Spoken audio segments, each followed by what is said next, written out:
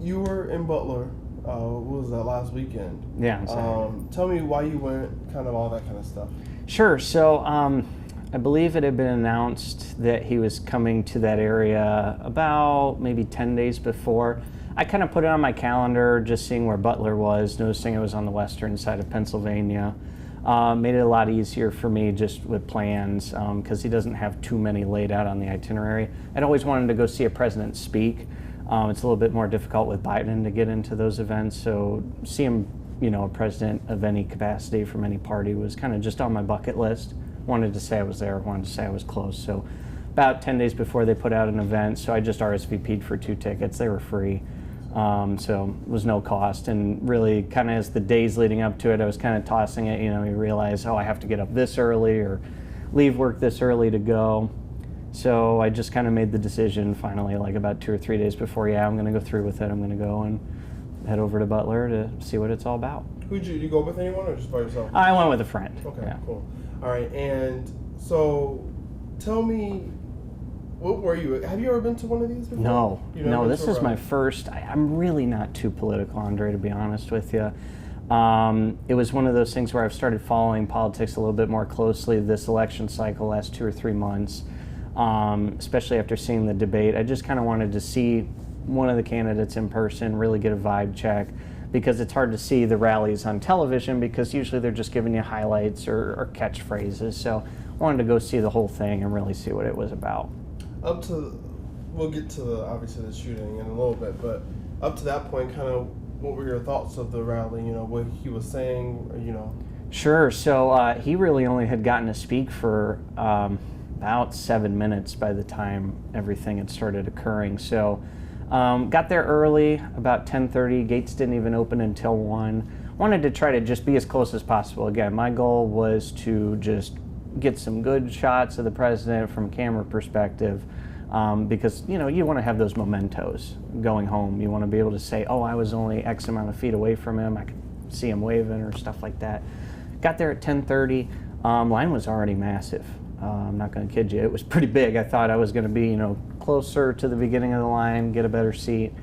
They had a good kind of funneling in for guests and people that were attending. You went by a lot of vendors, a lot of food and stuff. They had plenty of water they were passing out. It was a very hot day, but they had pallets of 24 cases of water. So everybody was trying to stay hydrated in line. Gates opened at 1. My friend and I kind of passed through the entryway where the Secret Service checkpoint was. It led to some restrooms. We stopped there because we had been waiting in line for so long. Then we kind of went down a field, made a right turn, and there was some more concession stands, and then the actual entryway to the actual area. So we passed the media tent. We were kind of a little lost. There was no map telling you, okay, this is where you're going to go if you want to try to sit here or here. So I knew I wanted to try to be on a bleacher section because, hey, I get the chance to, be right behind him. If he's turning, pivoting, that's going to be a better chance for me to get it like a good picture. So went and did that. We found a line that was waiting for the section that would have been stage right, so to Trump's right, behind him. There was a line of people waiting. We had gotten through the Secret Service checkpoint about 1:30, so it had only been about a half hour that we were waiting. A line to funnel in there. So funneled in to get in line for the bleacher seat. It was open to volunteers only, but they were opening up to the general public at 2:30. So waited in line for about another hour, and then we were able to get onto the bleacher section there. Did you see yourself in any of the shots on TV? I have since, not from the general camera feed, but video feed from other people that have been there, or people that were sitting in the front row. I was telling some friends at a barbershop chorus, that's when it started really getting real for me, was you lived the experience, you were there, but then to now see yourself in a picture and put yourself as a person in proximity to, especially to Corey, who was the one who was killed, really putting that perspective of about what 8 or 10 feet look like, it was pretty eye-opening and shocking. So you think you were about 8-10 feet from the former? That's about my from President Trump, I was probably closer to about I'd say maybe 25 to 30 feet. Mm-hmm. Still a good distance where I could see him up close. He's a lot taller than I imagined him being, honestly, from what you see on TV. Very big persona, though. He carries it with him as he even just walked out on stage. But then to the person who unfortunately passed away, you were even closer. Yes. Yes, he was in my section. About 2 or 3 rows behind me, about maybe 7 or 8 people over, I think by my estimate. So it was a lot closer than some people realized, than I realized even, as it was all unfolding. Yeah. Walk me through when everything kind of started happening. I know he was talking about immigration. He was pointing to a presentation. Were you looking at the presentation, or were you one of the people who also kind of saw the kind of suspicious person on top of the building? So I didn't know at the time, obviously. I'd seen the building where, as information came out, where the shooter had been present. I saw that building. I didn't see any presence on it. I could kind of see the little 2, I want to say like pole barns, maybe sheds that were behind us. The bleachers were split into 3 sections, so you had kind of Trump in the center, and if you're looking out at the crowd, there was the section behind him, section on the left, section on the right that we were in. And there were those 2 kind of pole barns that were between the aisleways. And I saw sniper presence on those from Secret Service and whatnot. That was pretty early on when I saw that detail there. And then early speakers went. Senator candidate McCormick was the last person to go before President Trump. Trump was supposed to go on, I think about 5 o'clock even, maybe even like 5:15. He didn't get on until 6, and then a couple minutes after 6. So they had announced it. They kind of started, his playlist of music, getting everybody pumped up, and then he came out about like 2 or 3 minutes after the hour, and it was about that time where that was his first topic. He kind of did his welcoming remarks and, just welcoming to Pennsylvania. And then he started with that presentation. He started on the immigration topic. It was brought up on the 2 screens. There was one behind our section of bleachers and one behind the left side section. So I was really looking at the left side, but then I saw him pivot and turn towards me in our section. So I got a couple pictures. No sooner than I got a nice picture of him kind of pointing and put his arm down, I was putting my phone in my pocket. And that's when I heard the first 3 pops. And at first, in your brain, you're like, who the heck brought firecrackers into a rally? Some kid being rambunctious or somebody, doing something silly. But I turned to the right because I was already kind of positioned that way as I put my phone in my pocket, and I was still standing.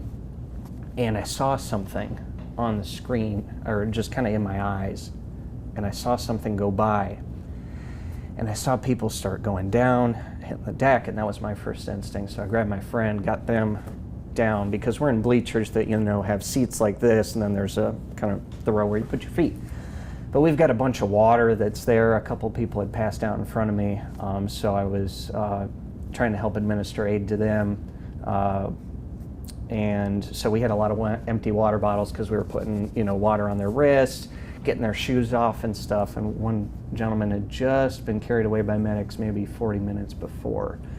So there was just, they left their signs there, obviously, and a bunch of water. So I'm clearing those out, trying to help people get down, because there's a lot of older people behind me to my sides, trying to help people. And I just lay on top of my friend, just telling them, hey, it's going to be okay. We don't know what's going on right now. Just stay down until we know what's going on. And then I heard a gentleman's voice behind me saying, somebody's been shot, we need a medic. There's a shooter. And so I started getting up. My friend pulled me back down and said, you're not going to be able to climb over all those people. Because I was kind of already in the mood, Andre. I was ready to help somebody. I didn't know what was going on. I was just ready to help. And when they pulled me back down, I looked over to a little bit to my left, and that's where I couldn't see President Trump. I just saw the Secret Service just around him. And I said, oh, okay, that's kind of standard practice. They create a wall, be around him and embrace him. So from what I could tell, he was okay. I didn't even know at the time that he had been hit. But once people started realizing what was going on, people on the floor started, there were a couple ex-military gentlemen that had spoken before, before President Trump had gotten on, they got over and got to our section to try to, administer aid or what they could, and then try to at least clear the area. We were kind of, I don't want to say trapped, but we were in a little bit of a precarious spot being on the bleachers because they had gates that were interlocked. And I could have jumped over it, but, generally as somebody in their 40s, 50s, they wouldn't have been able to get over that, and it was too difficult to lift as a person, so we were trying to get some assistance there, get aid over to the person who needed it at the time. Luckily, I saw enough to infer the injuries, because one of the ER doctor who gave an interview after, I saw him standing there, with blood all over his shirt. He was trying to render aid. I think he was the one who was calling for a medic at the time. And as we cleared out, luckily there were police officers that were kind of blocking his head where he had been hit, but you could see the blood on the bleachers, you could see his body there. So that's when it kind of went into, okay, how are we going to get out of here? So once those gates opened up, my friend and I tried to, orderly, a couple of us said a prayer, went on our ways, because they opened up sections that we could, but then we're going into the seated section, which is all chairs. There's no real aisles or rows. It's just rows of chairs. So I remember going by, and we're trying to slam chairs closed because we want to make it easier for the people behind us or people that were even closer to the stage to get out. We ran into this elderly couple that was still sitting there. My friend asked if they needed any help getting out. They were actually waiting for family, but they thanked us and, said, God bless you, go help some other folks if they need it. Passed by there, passed through the media tent. There were a couple people who felt emboldened to yell at the cameras, blame them. So they were kind of blocking it up, and so, patted a couple of them on the back and said, hey, I understand you're frustrated, but we gotta get out of here. Because at that point, we didn't know that the threat had even been neutralized. Later, looking back and watching it, you hear one of the Secret Service members into the open mic say that, but at the time, we did not. It was just a little bit pandemonium, but it was almost controlled chaos because I think not everybody knew what was going on. Just our section knew the severity of it, and then the other bleachers had the two injured victims, so they obviously knew what was going on. But I think the people out in the crowd in the overflow, even the center bleacher section, didn't quite understand what was going on at the time. I see. So when you saw, when you saw the former president kind of get down, and did you see any blood on him or anything? No, not at the time. Again, my sights weren't registered on him at that point in those couple of seconds where he reacted very fast. I heard him stop speaking, and I assumed it was because of the popping noise, but I didn't register that he had even been hit. I just happened to see him when he was standing up with them, I think he was putting his shoes back on, and then I saw a fist come out at the time, and then the crowd was cheering, and I was kind of a little bit, in a catch-22 situation, kind of caught in the middle. I'm like, why do they not know what's going on up here? And they may have only known what was going on with them because, you see the former president hit the deck, you're going to be like, that's where all your focus goes. Everything else in that moment is a bit of an afterthought. So I saw him get escorted away, and that's when, about that time when all those other individuals came up and tried to help keep us calm in that situation, and then help, people out. A woman behind me had been struggling all day with the heat and exhaustion, so she got carried off by a couple individuals. She had passed out during that time. So I'm glad that it wasn't any worse for a lot of other people because it could have been a lot worse of a situation. When you did find out Corey passed away from that, what was your reaction? At the time, I knew the individual that had been hit had been deceased. Again, I didn't see his head, but you could infer it based on the situation, the demeanor of I didn't know he was an ER doctor at the time, but the demeanor of the person rendering assistance, and a lot of horrified looks on folks. There was a gentleman, I forget his last name, but his first name was Rico. He was kind of locality, municipal captain for registering new Trump voters. He had spoken very early. He got up there, he had been wearing a blazer, he took it off, he was just in a white dress shirt, and I remember him sitting down on the bleacher, probably about 1 or 2 rows up from where the victim was. And just the disgust, the dejection in his face once he kind of realized that, no further aid could be rendered. He went immediately and tried to help the family get them escorted out once they carried his body off. But I just, at first, Andre, it was so confusing because we just didn't know what had happened. We didn't know where the shots were coming from. We got to our car. I called my dad as soon as I could, and just trying to get information. Early reports were, they showed a video. I guess the cameras had caught them carrying the body off, and initial reports were, this might be the shooter. And I was thinking, oh my gosh, they were only a couple rows behind me, a couple people behind me. How could they have been in there? But then no more than about 10 minutes later understood, okay, that was an actual victim. So I know that was all confusing at first, just trying to decipher what had even happened, just in the immediacy of it, and then learning that, he was on that building. And as more details have come out, it just kind of leads to a more general sense of frustration that it was even allowed to occur, that they had eyes on him for as long as they did, and didn't act quick enough, or at least with enough impulse to try to detain and deter. But seeing him at first, knowing that two people had been hit critically, that information came out pretty quickly. And then one deceased, it kind of put a little bit of, mortality to it. You kind of understand your own mortality in that moment. I remember my friend had indicated seeing a cardinal, and that's kind of like our signal for our grandmothers. Anytime I see a cardinal, I think of my grandmother. And I remember seeing it in the tree line as I was in the parking lot, just where, maybe my friend and I were the only ones seeing it. Maybe other people saw it, I don't know, but that was kind of my guardian angel in that moment when I realized the proximity of everything as I started understanding it more and more. I've kind of been seeing you kind of visibly shaking, talking about it. What has it been like for you these past few days, kind of thinking about it? It really varies almost hour by hour, minute by minute. Sometimes I'm doing fine, as I find myself watching the news or scrolling on social media, it gets a little hard. Because you realize that a life was taken senselessly without any thought. I understand kind of the climate we all live in. It's very vitriolic from both sides. But I think, and I hope that our focus as a country is why is anybody compelled to want to take another person's life? Obviously, I don't think the shooter intended to take victims. Maybe they did.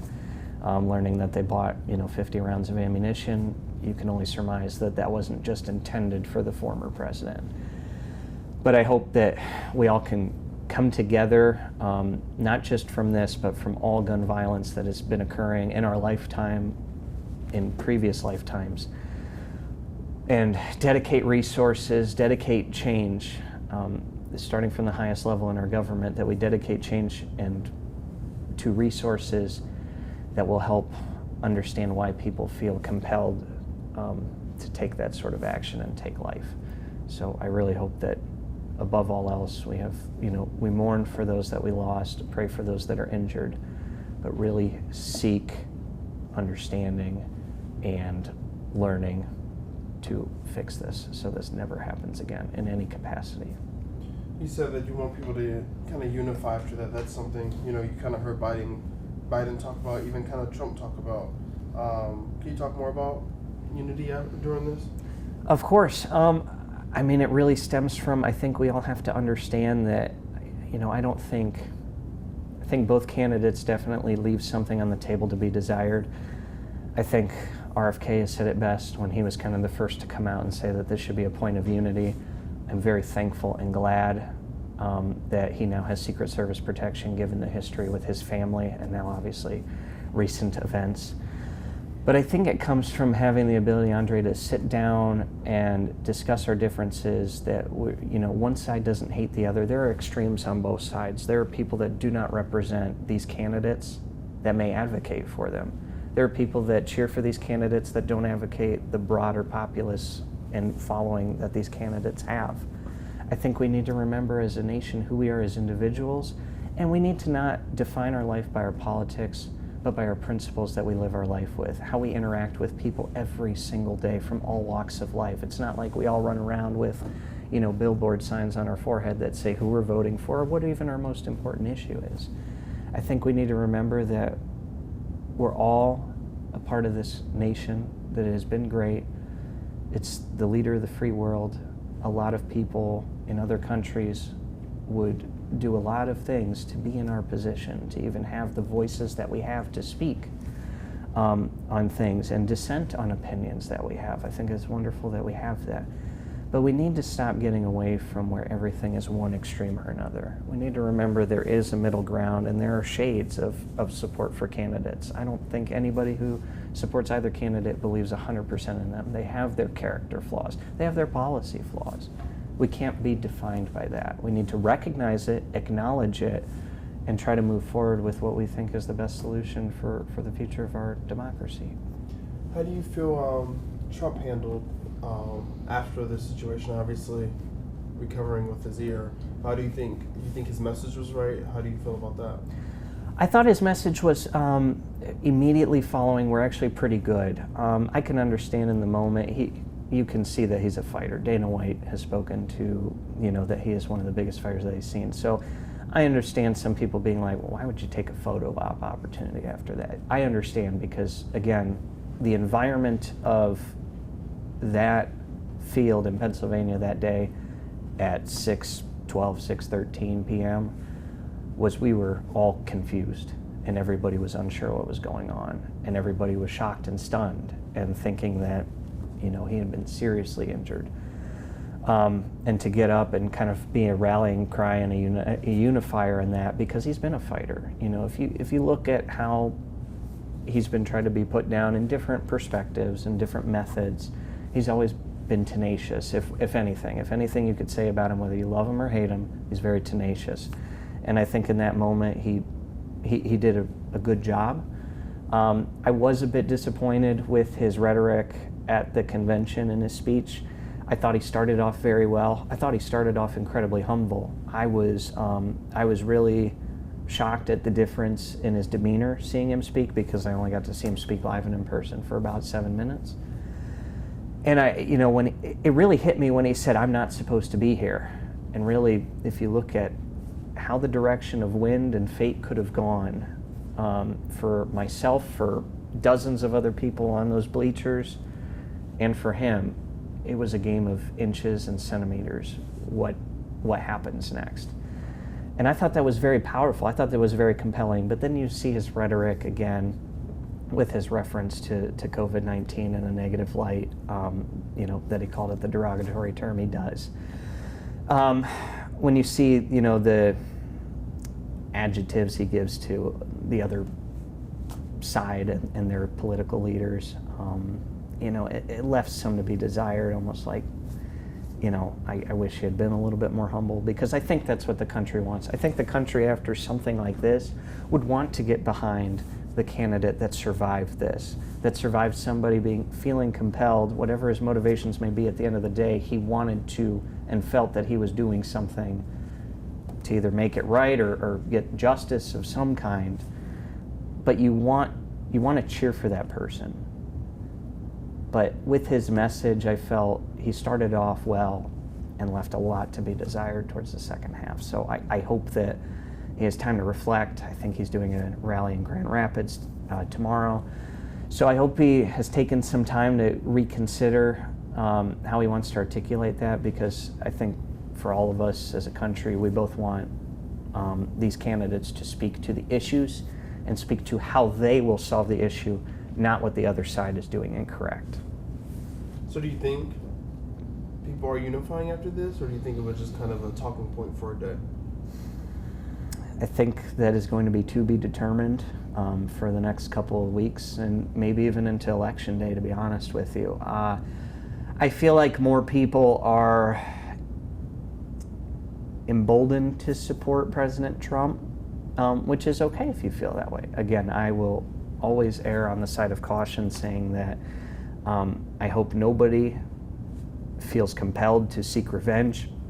I hope if you do, it's at the ballot box and not in any other method.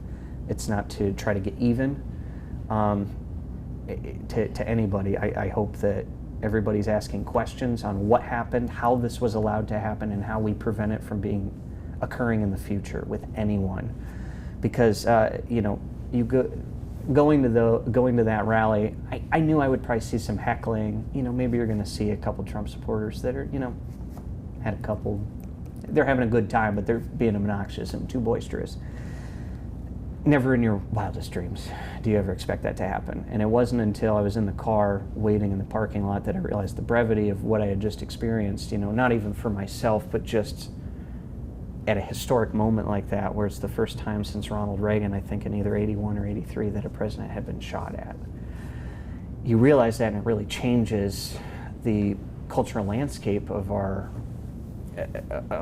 country, because now you've had, a direct threat on a president. Of course, I was young enough to remember seeing the video of the shoe being thrown at George Bush, and the threats being made at Obama, and I'm sure threats have been made to other candidates, other presidents in my lifetime, but to really see it there was quite the experience. I hope people can come together to make sensible conversations about what had happened and preventing it from happening in the future, so that way nobody has to grow up with this sort of violence even being an afterthought in this world. I'm sure you've seen a lot of conspiracies with this. As someone who was there, kind of what's been your reaction hearing different stories of what could have happened? I do have to try to really vet my sources sometimes when I'm looking, because social media, you're digesting everything. There's a lot going on. I have my own opinions, but I'm still formulating them as new information comes out. I know early on, seeing interviews from other folks that were kind of on the floor, that's where the main talk of this conversation has come from, is people who were on the seated grounds saying that they may have seen a second shooter. I don't really believe that could have happened. I think the damage would have been far more to either former President Trump or to others in the crowd. But as more information has come out, of the shooter's whereabouts in the hours and minutes leading up to it, especially in my eyes, the damning video of people that were even beyond the overflow grounds, that were kind of outside the gated area of the entire rally, having that kind of just parallel view of him, the shooter, in prone on that roof, army crawling up. There's a lot of questions to be asked. I hope our government officials, and I hope it's both sides, it really shouldn't be one side. It seems like it's only Senate Republicans right now. I really hope Senate Democrats also get in on this conversation and demand answers from the leadership of the Secret Service on what happened, what were the communication breakdowns, because that's, at the end of the day, Andre, I want to say that was it. I don't want to say it was a conspiracy issue or they were trying to get him or anything like that. I want to believe in my heart that it was human error and a communication gap between the local police department stationed there and then Secret Service. I hope in my heart and every fiber of my being that is what it was and no more. But, as a full investigation goes on, hopefully we just get more answers. Have you thought about going to the Grand Rapids rally tomorrow? I did think it was a little bit in bad taste that, I got the text update, because that's how you got your tickets, was from a text update. So to get a text update when that was announced, I think on Tuesday maybe. I thought it was a little in bad taste, to be honest with you. But I'm sure they have no way to vet that information and say, oh, okay, this individual was at this Butler rally. We probably shouldn't include them on this list unless they sign up individually. I can only say I thought about it for a couple of seconds, and again, I think the speech he would give is very similar to what I saw yesterday, so I really have no intentions on going. I'll probably watch just to see his demeanor, see if he has changed his message from yesterday and in the 48 hours that will pass between that time and this time. But I couldn't say I'm not going. Were you at all kind of worried about your safety, like being there the other time, or you think it's going to be pretty safe? I think it'll be much safer for individuals that are going. I don't want to discourage anybody from going if they feel that they want to go and they want to listen and really take it all in. Even if you're protesting, I encourage you to go and display your voice. Hopefully, no more than that, but display your voice and go in there, and listen. I think that is the best way to take in, especially in today's day and age. It's so easy to just get sound bites or short bursts of information.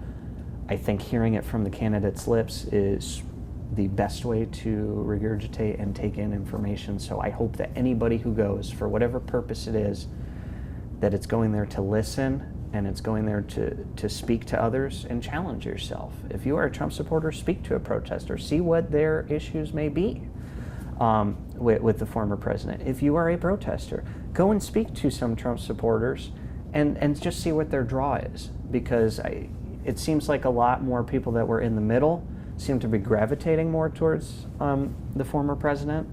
So there has to be a reason for that. He has changed his message this election cycle, I will say, compared to others. I didn't vote for him in previous cycles. The fact that I was even considering it by the point of going to a rally kind of speaks volumes to how he changed his message, at least early on. But I hope people just please feel safe there. I believe you will be in very great hands.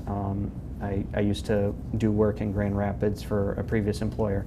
The police department there is fabulous. I have no doubt in my mind that whatever errors or mistakes occurred in Butler will not be repeated any further in any future rallies for either candidate. So I hope people feel safe going there and using their voice. I think this is one of my last questions.